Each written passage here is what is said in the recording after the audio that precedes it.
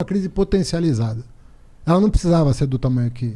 É que eles queriam tirar o PT, de todo Queria forma. tirar o PT, achavam que ia ser, pô, se não tirar esses caras na marra, Vai virar Venezuela.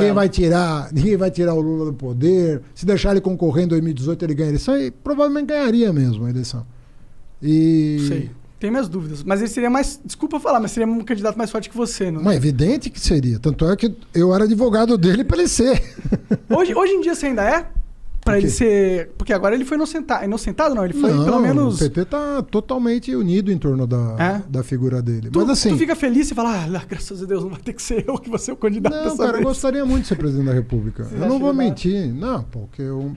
Vê bem, você foi prefeito, foi ministro, foi... Sabe, você fala, pô, eu tenho... Know-how. Eu saberia o que fazer, entendeu? Então, eu tenho um projeto na cabeça, eu tenho um país na cabeça, né? E é óbvio, você perguntar para um político se ele quer ser presidente da República, vai dizer que sim, pô. Então ele vai estar mentindo. Claro. Vai perguntar para um cardeal se ele não quer ser papa. Você perguntar pro Vai dizer futebol que se quer. quer ser o maior artilheiro da Copa? Claro que quer quer. dizer, é natural, como você tem um podcast aqui que E quero ser o bombou maior, e você quer sim. subir mais Sim, ainda. sim.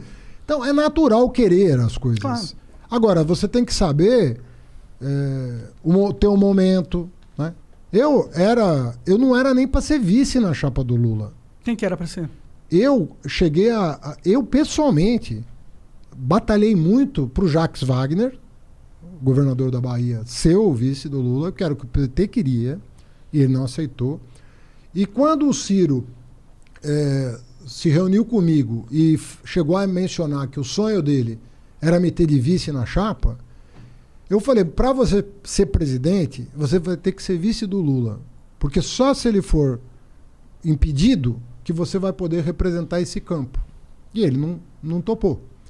Então aquilo foi uma conjuntura muito específica. É obviamente que, como deu certo, num certo sentido, eu não ganhei a eleição, mas eu fui para o segundo turno com 13 candidatos. Só foi 2 para o segundo turno, eu e o Bolsonaro. É que o PT é muito forte no Brasil, né? O PT é forte, mas não é... Sim, modéstia à parte, não é só o PT, porque se você botar um candidato... O PT teve 1 milhão de candidatos a prefeito, a governador e tal. Eu acho que deu um pouco certo, deu uma liga boa, né? Tanto é que foi uma campanha bonita, sobretudo no segundo turno. Eu, me emocionei muitas vezes, pela liga, né, que acabou dando. Então é natural, pô. Se o Lula não pudesse ser, eu falei, não, eu acho que o Lula tem que ser, porque eu conheço os processos que foram anulados, e aquilo é ridículo. Os processos são ridículos? Ridículo. Os de Curitiba, ridículos. Mas e aquela parada de esses processos terem sido anulados em base de provas ilegais? Não foram. Porque o hack não é uma prova ilegal? É. Então, não foram anulados baseados nessas provas? Não. Não? Não.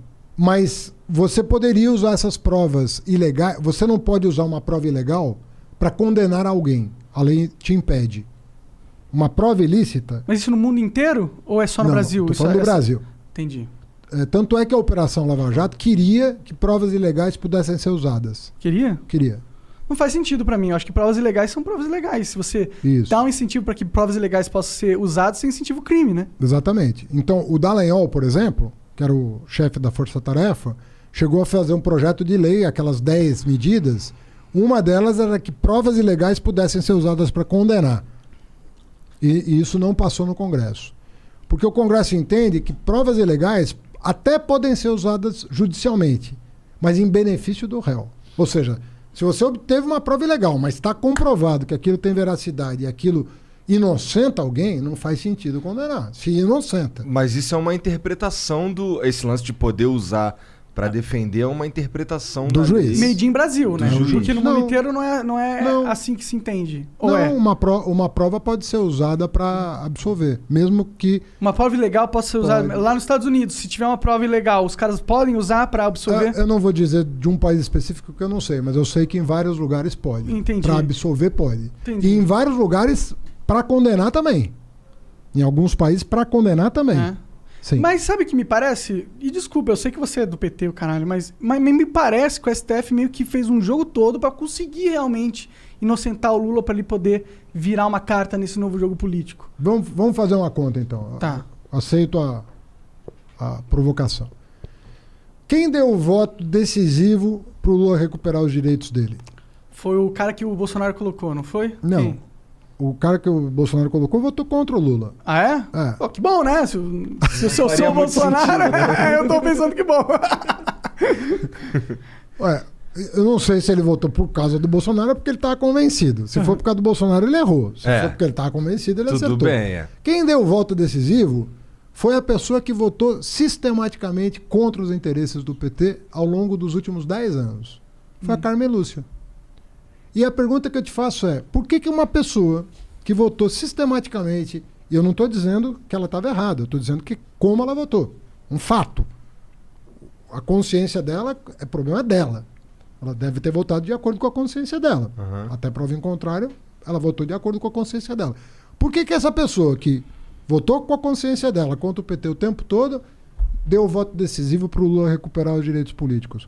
Porque era escancarada a maneira como o Moro se comportou em relação ao Lula. Você não pode grampear o advogado do réu. Você não pode induzir uma testemunha. Você não pode pedir para trocar o procurador porque o procurador não está tendo um bom desempenho. Você não pode fazer isso. Você não pode divulgar uma delação premiada que nem o Ministério Público aceitou, faltando 6 dias para a eleição. Você não pode fazer isso como juiz. Porque se for o teu time de futebol que estiver em campo, você não vai aceitar um juiz se comportar assim. Por que com o Lula você vai aceitar? Não, com certeza. Esse é o lance. Não, eu até nem disputo essa parada, sabe? Mas é que a gente vive no Brasilzão, né? E o Brasilzão é o país das exceções, a gente tá ligado? eu concordo com você que a gente fica muito inseguro no Brasil, assim. O Afinal Lula de contas, teve... o que está por trás? A gente fica inseguro no Brasil porque, assim, o que a gente queria? A gente quer uma justiça que diga o seguinte: errou, vai pagar. Não errou, vou inocentar. Mas não é o que a gente tem. A gente tem um crime compensa máximo aqui no Não é Brasil. o que parece ter. A verdade é que você fica... O Brasil de hoje... Eu falo como cidadão aqui, não estou querendo ofender nem juiz, nem ministro, nada disso. Mas o que eu sinto da parte da sociedade, e é um sentimento que eu tenho também, portanto eu comungo desse mesmo sentimento, é o seguinte: a gente não tem a segurança de que os poderes estão cumprindo os seus deveres na forma da lei.